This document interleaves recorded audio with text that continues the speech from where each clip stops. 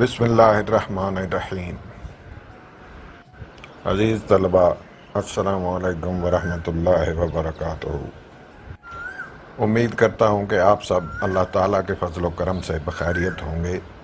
ज़ात वाजिब आपको अमराज़ व आफ़ात से महफूज रखे, आमीन। अज़ीज़ तलबा, कोरोना वायरस की हंगामी सूरत हाल की वजह से पंजाब गवर्नमेंट की जानिब से और आपके कॉलेज की जानिब से ऑनलाइन क्लासेस का इजरा किया गया है। मजबूरन तमाम तलबा को इसी तरीक़ा तदरीस से फ़ायदा उठाना होगा। असातिज़ा ने भी पहले ये तरीक़ा कम अख्तियार किया, जबकि तलबा बिल्कुल ही नाबल्द थे, लेकिन आहिस्ता आहिस्ता आपको इस तरीके से वाक़फ़ियत होती जाएगी। ये तरीक़ा निस्बतन आसान है। यहाँ किसी भी वक्त आप इन लेक्चर्स को देख सकते हैं। जैसा कि आपको इल्म है कि आम हालात में जून, जुलाई और 14 अगस्त तक मौसम गर्मा की तातीलात हुआ करती थीं, लेकिन कोरोना वायरस की वजह से दुनिया भर में तालीमी इदारों का निज़ाम बदल चुका है। लिहाजा हमें भी इस बदलती दुनिया से एडजस्ट करना है।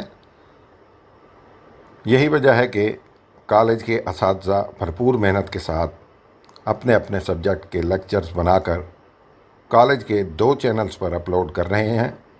तमाम तलबा को हिदायत की जाती है कि अपने अपने सब्जेक्ट के मुतल्लिका असातिज़ा कराम के लेक्चर्स को बार बार देखें।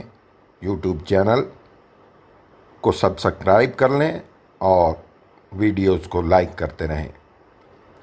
व्हाट्सएप ग्रुप्स में रोज़ाना हाज़िरी भी लगाई जाती है, इसलिए आप वहाँ पर आकर अपना कोई कमेंट ज़रूर छोड़ें ताकि मालूम हो कि आप रोज़ाना अपने ग्रुप की हाज़िरी यकीनी बना रहे हैं।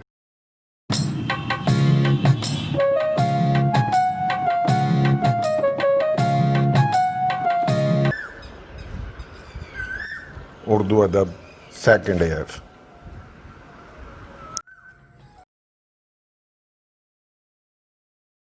नेक्स्ट था अकबर इलाहाबादी, खुदा सर सब्ज़ रखे इस चमन को मेहरबान होकर।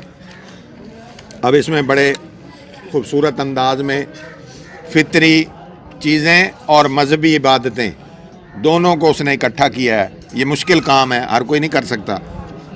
बाहर आई खिले गुल ज़ेबे सेने बोस्तां होकर, बाहर आ चुकी है। और बोस्तां क्या है? बू का पूरा एक जो जहान होता है, तो ये बूस्तान बाग, सेन और ज़ेब का मतलब ज़ेबाइश, जीनत, सजावट, खूबसूरती।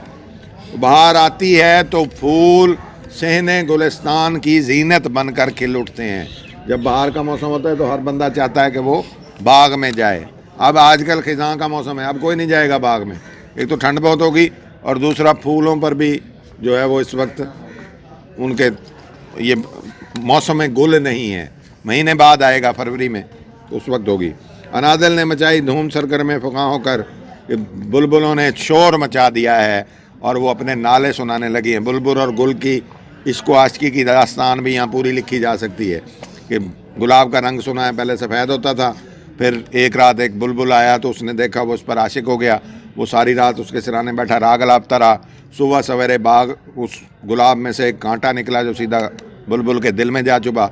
उसके दिल से जो खून गिरा उसकी पत्तियों पर, तो उससे आज तक वो बुलबुल मर गया लेकिन गुलाब को सुर्ख कर गया। तो ये उसके इश्क की दास्तान है। इश्क में उसने अपनी जान दे दी, महबूब के गालों पर वो सुर्खी ले आया।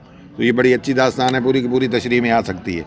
जहाँ भी गुल का लफ्ज़ आए या बुलबुल का आए, ठोक दो इस दास्तान को, तशरीह बढ़ जाएगी। और साथ ही ये रिलेटेड भी है हर तशरीह से कि कुर्बानी तो है ना उसकी, तो उसने दिया, चाहे फ़र्जी हो, ज़रूरी नहीं असल हुआ हो, लेकिन अगर ऐसा हुआ होता तो कैसा होता, यानी बहुत अच्छा होता। तो इस वजह से ये दास्तानें अपनी वैल्यू रखती हैं। ये एक खूबसूरत हिस्सा है हमारी स्टोरियों का। बहुत सी चीज़ें असली नहीं होती, लेकिन हम उनको हटा दें तो ज़बरदस्त खूबसूरतियाँ हट जाएंगी। तो इस वजह से ये दास्तानें चलती हैं। बिछा फर्शे ज़मुर्रद तमाम सब्ज़ाए तर में, चली मस्ताना वश बाद सवा अंबर फशां होकर। थोड़े से मुश्किल अल्फाज हैं। अकबर इलाहाबादी है, जज था अपने ज़माने का, تو ظاہر ہے مشکل آدمی ہے, زیادہ پڑھا لکھا ہے. سبزہ تر کے بندوبست کے لیے زمرد کا فرش بچھا ہوا ہے. زمرد نہیں بچھا ہوا, لگ ایسے رہا ہے سبزے کو دیکھ کے جیسے وہ سبز رنگ کے قیمتی پتھر کا فرش بچھا ہوا ہو.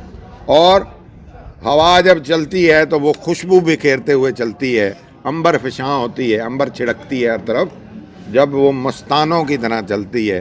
اس ماحول کو دیکھ کر اس کو بھی مستی آ گئی ہے اور وہ مستانوں کی طرح چل رہی ہے.